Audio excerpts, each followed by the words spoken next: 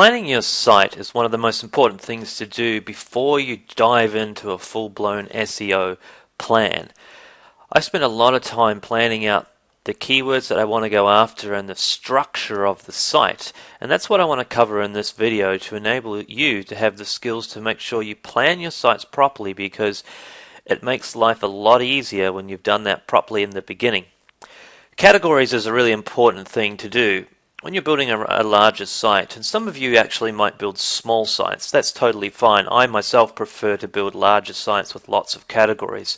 I find you can make more money on a larger site and just spend your time investing on less websites but making more money. But anyway, categories is an important thing to do. If you have multiple different topics that you're discussing on your domain, so for example, you might be in a market about skin, and within the skin website you could have a category about acne, or you might have a category about anti-wrinkle creams and things like that, or stretch mark creams, or tanning solutions for the skin.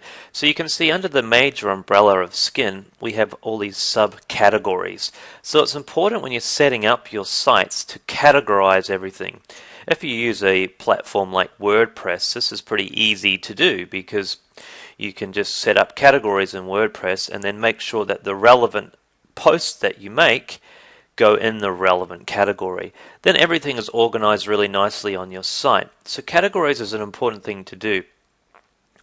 You can also target multiple keywords per page. So let's say you put up a piece of content about acne. You can actually target the word acne if you want to, although that would be hyper competitive. But you could go after acne, and then you could go after multiple other keywords on the same page. You don't only have to go after one keyword per page. I'm going to show you a diagram of how I plan out a site in just a moment and some examples, so this will make complete sense. But those are the important topics we're going to be looking at. We're also going to be discussing embedded keywords. So it's all about how we target the keywords on our site, but we want to plan that out before we start doing all of our backlinking and our SEO plan, because then we have a clear direction of where we're going with the site and very clear and tangible goals that we're trying to achieve. It's much better to have that in place rather than just slapping your site together and going for it and trying to backlink anything you really can, because you can easily lose track of your focus. So it's much better to plan the site out properly, know exactly what you're trying to target per page, have everything in the right categories, and then unleash your SEO plan after that. So I'm at Firefox now. I'm at a popular site known as WebMD. A lot of you will be familiar with this particular site. Now, the reason I wanted to use this site as an example is because they categorized their content very well, much like Wikipedia does. It's very well categorized into individual sections, broken up in the WebMD website by disease states, because it's a health website. So you can see down the left-hand side they've got all these categories: ADH, allergies, anxiety, arthritis, asthma, back pain, etc. So inside each of the categories they have the content related to that particular category, and they'll often have subcategories, as you can see here.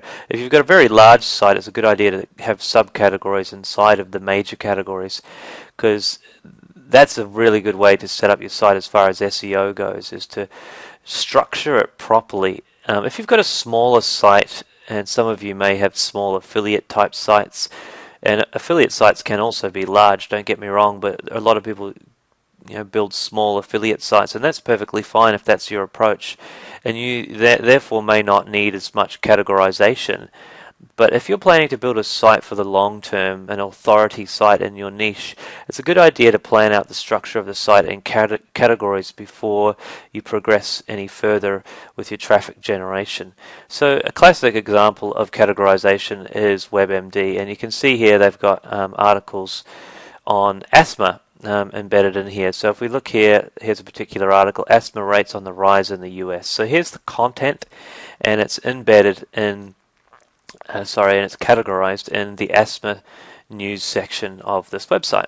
So that's a classic example. You want to think carefully how you categorize and put similar content in the same category. So the other thing you want to think about, which I mentioned on the intro slide, was multiple keywords or targeting keywords on your web pages. Now, what you can do with a web page is you do not have to only target one keyword per web page. So this is a web page and it's in the form of an article that's been written.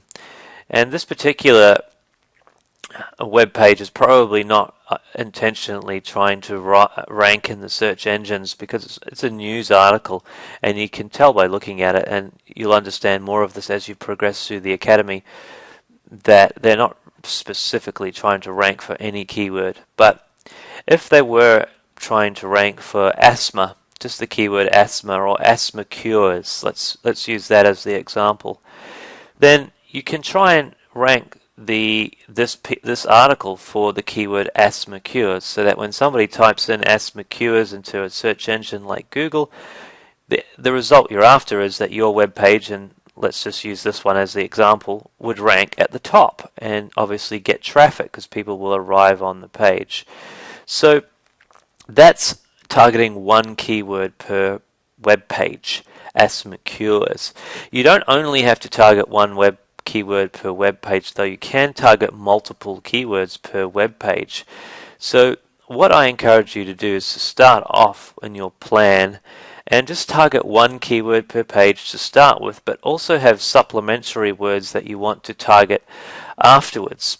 And they can be they need to be very similar related keywords that the same content will apply.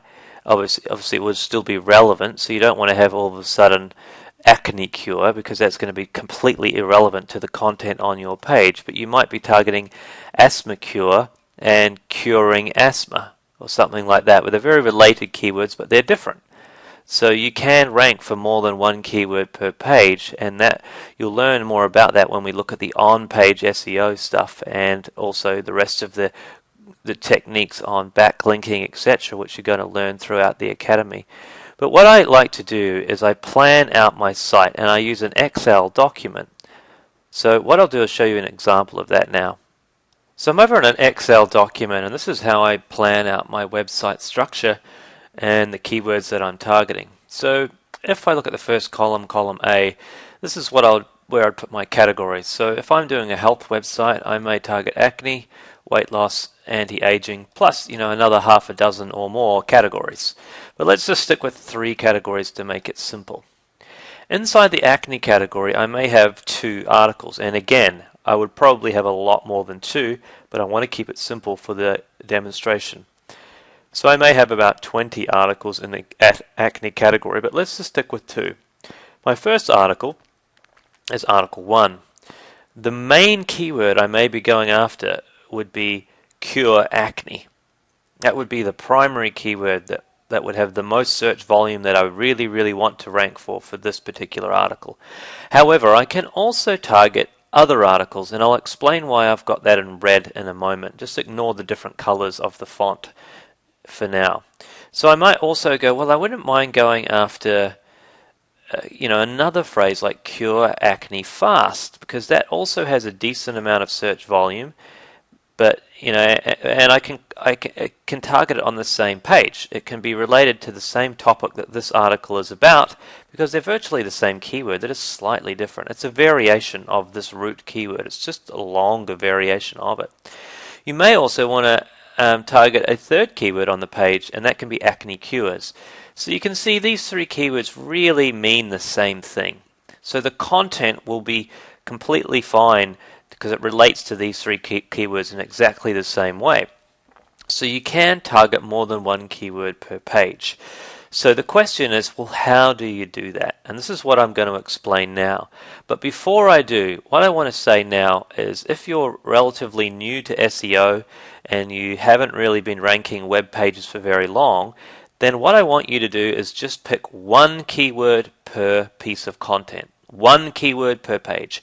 Don't worry about targeting 2 or 3 keywords for the same page until you've at least had some experience with ranking 1 or 2 websites in Google. Once you've got a bit more experience under your belt, then start to look at broadening out how you target keywords and add in a second and a third keyword per page. But for now, let's keep it simple for the people who are relatively new. Just pick one keyword per page and do your SEO that we teach you in SEO Experts Academy for those pages. Now let's move on and look at if we were going to target more than one keyword per page. What you can do is you can pick a keyword phrase that is the longer version of the root keyword. So ideally you want to rank for cure acne. Of course, that's a great keyword. What you can do is start doing your SEO for cure acne fast. And because the root keyword cure acne is already embedded into that keyword, then once you're ranking for cure acne fast, all you have to do is shift your backlinking plan and start making the anchor text of your backlinks just cure acne now rather than cure acne fast. What you'll find is you'll rank for cure acne much more quickly, because when you were doing the SEO for this particular phrase, it poured over, if you like, and gave benefit to the root phrase simply because that root phrase is actually in the phrase you're already targeting. So it's quite simple, really. It's called embedding your keywords. So you go after the longer version. Once you start to rank for that, then close in on the more competitive, shorter version. You can also then, once you've done that, you might want to go after a third keyword. Once you're ranking for these two, you might then go, well, you know what, I'm going to go after for acne cures now. And then you just change the anchor text of the backlinks that you get built and until you start ranking for acne cures. I don't recommend that you go for any more than 3 keywords per page though. And again, if you're a beginner, just do 1. If you're more intermediate to advanced, start looking at doing stuff like this. Because at the end of the day, you can get a lot more traffic when you start targeting more keyword phrases for the same amount of content. You don't have to produce more and more content, because one piece of content can collect traffic from 3 different keyword phrases. So this is what I mean when I say embedding a keyword phrase, as I talked about in the beginning of the video, and targeting multiple keywords per page. So keep that in mind. Remember, when you're planning your site, plan everything out in categories and put all the related content in the same category, and then plan out the structure of the site, i.e. the keywords that you plan to rank for. It's very important to do this, because if you don't do this, often what can happen is after 3 to 6 months of doing your SEO, you can lose focus and not know what you're trying to rank for. And that can be a problem. It can get very messy. It's much better to have a plan and go, I know exactly what I'm trying to achieve. And an Excel document like this is a great way to do that. So that's all for me on planning out the site structure. Make sure you spend some time planning out your sites before you dive into your SEO. Thanks very much. On to the next video.